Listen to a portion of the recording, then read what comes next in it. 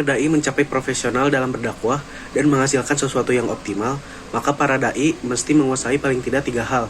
Yang pertama yaitu para dai harus mutafaqih fiddin, memahami ilmu agama secara mendalam sehingga menjadi rujukan masyarakat untuk bertanya berbagai hal terkait kehidupan mereka. Para dai adalah sosok yang dekat dengan masyarakat, mereka dipercaya masyarakat.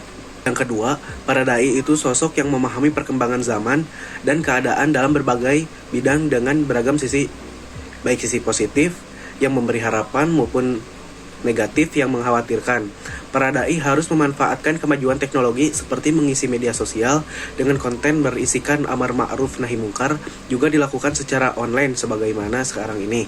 Nah, yang terakhir, para dai itu sosok yang memiliki akhlakul karimah, memiliki integritas pribadi yang kuat, menjadi panutan umat dalam tingkah laku keseharian. Umat bukan sekadar melihat pandangan dan opininya, tetapi juga melihat perilaku kesehariannya. Tidak ada gap antara yang diucapkan dengan yang dilakukan. Pikirannya lurus, akidahnya benar, ucapannya terstruktur, jauh dari ucapan menyakitkan, menfitnah, dan mengadu domba. Ekstremisme Islam dapat mengarah pada radikalisme karena beberapa alasan. Yang pertama yaitu pemahaman agama yang sempit. Ekstremisme seringkali lahir dari interpretasi agama yang literal dan sempit. Individu atau kelompok ekstremis cenderung mengabaikan konteks historis dan nilai-nilai universal Islam seperti kasih sayang, keadilan, dan toleransi. Yang kedua yaitu motivasi politik. Radikalisme seringkali muncul dari rasa ketidakadilan sosial, ekonomi, dan politik.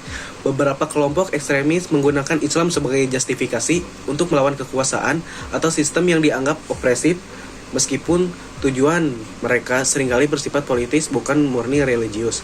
Nah, yang ketiga, indoktrinasi dan propaganda.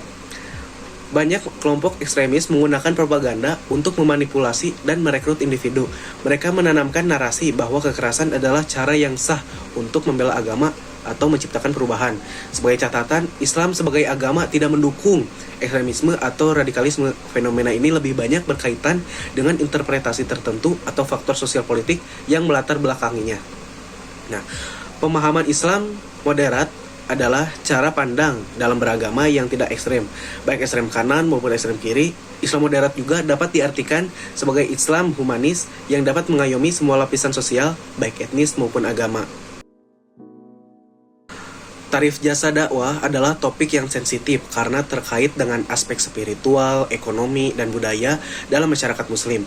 Berikut adalah beberapa pandangan yang relevan dalam tarif jasa dakwah ini.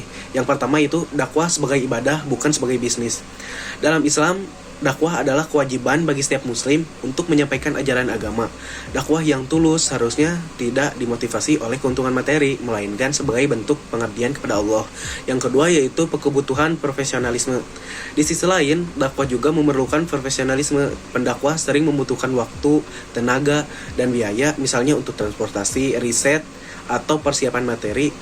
Dalam konteks ini, pemberian tarif dianggap sebagai kompensasi yang wajar untuk mendukung keberlanjutan aktivitas dakwah, bukan sebagai harga untuk dakwah itu sendiri.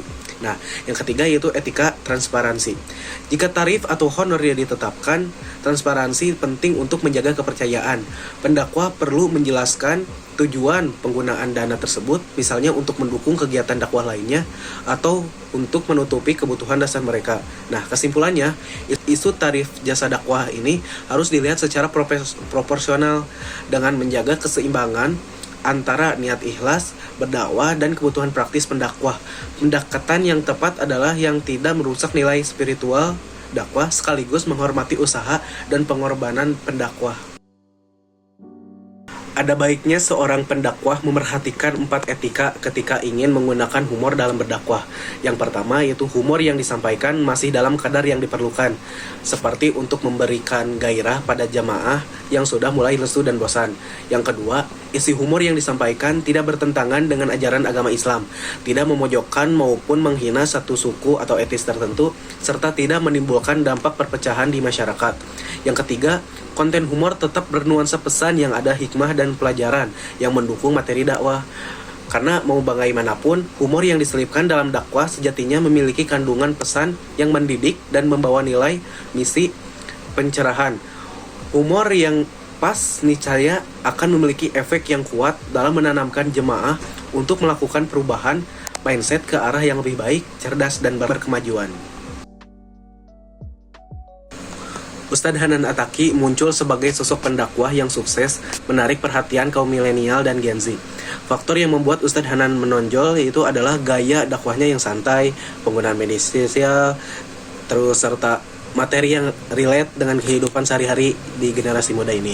Nah, adapun karakteristik Ustadz Attaqi ini yang dimulai dari gaya bahasanya, menggunakan bahasa sehari-hari yang akrab di telinga anak muda, pesannya mudah dipahami karena sering menggunakan analogi kehidupan sehari-hari gitu. Terus selanjutnya yaitu ada gaya berpakaian, penampilannya kasual dengan topi kupluk rajut, kaos, celana burgundi, dan kemeja lengan panjang. Penampilan ini membuat Ustadz Hanan Attaqi menjadi berpenampilan yang formal sehingga lebih dekat dengan audiens muda. Nah, yang ketiga itu ada metode penyampaian dari Ustadz Hanan Attaqi ini, yaitu dengan santai, terus sering diselingi humor ringan dan storytelling. Gaya persuasifnya itu membuat pesan dakwahnya itu lebih mudah diterima dan diresapi oleh masyarakat.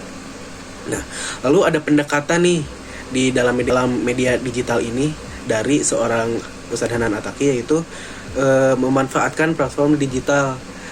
Ustadz Hanan Attaqi itu aktif di YouTube, Instagram, TikTok, dan Spotify. Nah, kontennya itu dirancang menarik mungkin dengan visual modern, potongan ceramah singkat, dan narasi emosional. Nah, selanjutnya Ustadz Hanan Attaqi ini menggunakan algoritma media sosial karena tren untuk meningkatkan visibilitas dakwah ini menjadikan dakwah Islam viral dan populer, sehingga muncul hashtag seperti Mubadah Hijrah yang menciptakan komunitas daring yang aktif. Kontribusi saya dalam membangun etika dakwah mungkin dapat diwujudkan, yang dimana antara lainnya itu yang pertama, memperdalam pemahaman agama.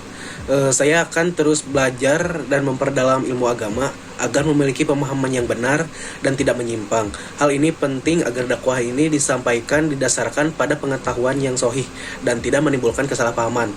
Nah, yang kedua itu mencontoh akhlak Rasulullah. Dalam berdakwah, saya akan meneladani akhlak Rasulullah SAW seperti bersikap lembut, santun, dan penuh kasih sayang. Hal ini penting agar pesan dakwah itu dapat diterima dengan baik oleh masyarakat. Nah, yang terakhir yaitu menggunakan pendekatan yang bijak. Saya akan memastikan dakwah dilakukan dengan cara yang bijak, penuh hikmah, dan sesuai konteks.